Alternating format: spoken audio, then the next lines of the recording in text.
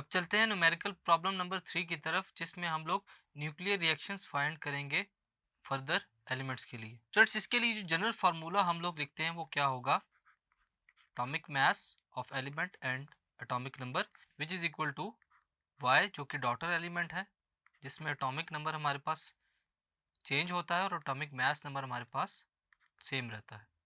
z plus one beta plus anti neutrino plus energy.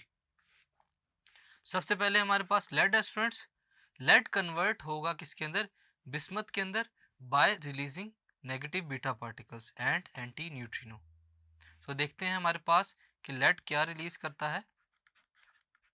Lead 210 gives bismuth Bi 210 plus एक beta particle negative और antineutrino और इसके साथ साथ कुछ अमाउंट ऑफ एनर्जी जो कि रिलीज होगी।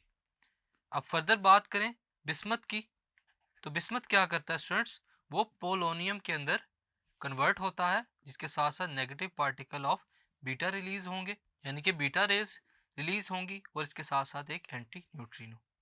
Bismuth Bi 210 gives polonium Po 210 plus negative beta particle plus anti neutrino plus some amount of energy.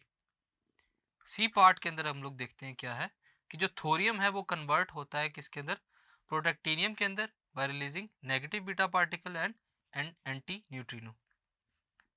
Thorium 234 gives protactinium 234 with negative beta particle plus anti neutrino plus some amount of energy।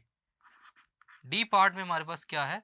नेप्टोनियम converts into plutonium by releasing negative beta particles and anti neutrino।